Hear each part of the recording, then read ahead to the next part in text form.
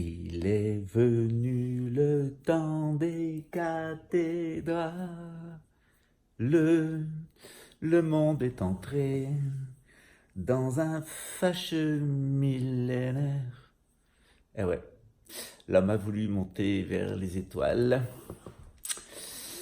Et puis il a construit dans le verre et dans la pierre. Vous connaissez tous cette chanson de la comédie musicale Notre-Dame de Paris, tirée du roman de Victor Hugo. Et vous voyez, j'aime bien partir de la culture populaire pour vous amener vers l'intellectualité. Demain, vous aurez le droit à, j'espère, une vidéo qui vous plaira d'environ 45 minutes. Elle sera en live et nous parlerons ensemble des demeures philosophales de ce temps des cathédrales et nous parlerons de cet extraordinaire monde. Et je réponds donc à une question d'une auditrice sur cette rosa mystica qui, à partir du méridien de Paris, et en particulier du point de Notre-Dame de Paris sur l'île Saint-Louis, à Paris, formait une rosace à l'intérieur de l'Europe que l'on trouve de Cologne jusqu'à Compostelle, en allant au nord vers l'Écosse et la fameuse chapelle des Saints-Clairs, et puis vers le sud, le long de la Michael Line, vers le sud-est, elle rejoint la belle ville de Jérusalem. Vous allez voir, au cours de ce petit entretien, que derrière ces monuments historiques, auxquels la plupart de nos contemporains ne comprennent rien, se cache à la fois un argot, c'est-à-dire l'art gothique, mais aussi un argot, c'est-à-dire un langage un peu particulier, celui de ces francs-maçons, ces êtres libres, qui n'avaient pas de patron, qui n'avaient pas de seigneur, qui vivaient en marge de l'Église et qui véhiculaient un enseignement antique, tellement ancien, puisqu'il remonte à l'Égypte, et tellement universel qu'ils sont allés construire le Taj Mahal en Inde, en particulier nos francs-maçons céramiquiers de Strasbourg. Que s'est-il passé à cette époque ? Tout comme les pyramides ont été construites en Égypte, tout comme des temples ont été construits au Moyen-Orient pendant la période de la Judée, notamment sur le modèle de Tyr, tout comme ces cathédrales se sont construites, par la suite, ce sont les temples maçonniques des États-Unis, de l'indépendance américaine qui se sont construits jusqu'ici au Brésil avec la grande synarchie brésilienne dont j'ai parlé hier dans une vidéo en portugais. Et puis évidemment, leur contrefaçon satanique dans le nouvel ordre mondial où la pyramide n'est plus l'ami de l'homme, mais la psychotronique est son pire ennemi. Au prêtre scorpion a succédé l'infâme, minable petit fonctionnaire du ministère de l'Intérieur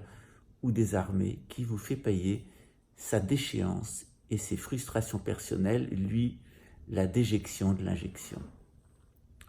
Autrefois, il en était tout autrement, et c'est un voyage auquel je vous invite dans mon livre qui s'appelle « Luxembourg de la monarchie à l'ignominie », où je montre cette mutation de l'oligarchie avec ses cathédrales, l'oligarchie capétienne, celle du Grand-Duc, à la démocratie avec l'Union européenne, et puis au quatrième Reich des riches, celui de Klaus Schwab et les projets mégalomaniaques de Néon et de Jacques Attali dans cette société de l'hyper-démocratie, en réalité de la tyrannie d'une toute petite élite de 120 millions qui entend être la seule à avoir le droit de se reproduire, tandis que vous aurez le droit d'être ses serviteurs pour 380 millions d'entre vous, pourvu que vous ayez des types bien nationaux et que vous soyez distrayants. Quant aux 7 milliards d'autres, c'est les couloirs qui les attendent, les couloirs de la faim, les couloirs de la maladie, les couloirs du sous-développement, les couloirs, nous dit Jacques Attali, de la tentative de se sédentariser dans un système où tout sera poussé pour épuiser ces peuples dans une migration circulaire autour de la planète, une migration de la faim. C'est bien entendu la phase finale du grand abattage, du grand génocide. Et dans ce contexte-là, il est temps de revenir, non pas aux temples maçonniques de l'Amérique, je sais que vous ne les aimez pas, alors que je les apprécie tant, On ne va pas revenir non plus au temple de Judée, puisque vous détestez autant les Juifs que les francs-maçons. Et on ne va pas retourner au temps des pyramides, puisque le nouvel ordre mondial fait usage de toute son imagerie. On va tout simplement retourner au temps du christianisme heureux, au temps des cathédrales, qui un jour s'est éteint pour que la Renaissance se fasse sur la base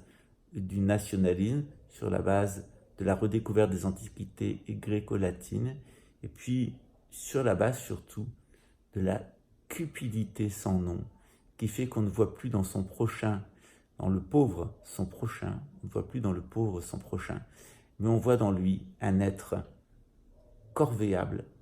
à merci, exploitable dans les usines du grand capital et désormais éliminable pour des raisons de rationalité écologique. Vous voulez sortir du monde pitoyable du nouvel ordre mondial et de l'analyse cynique et froide des vendeurs de nanotechnologie, bien moi je vous invite au temps des cathédrales, le temps de ceux dont ils se réclament les successeurs, ceux du temps où, dans ces livres de pierre qui étaient les cathédrales, et aussi ces livres de plomb et ces livres de verre et de céramique, on lisait l'histoire de la Bible, on lisait les phénomènes célestes et les grandes annonces prophétiques, mais on lisait aussi les secrets de l'alchimie. Rendez-vous demain pour les demeures philosophiques, le temps des cathédrales.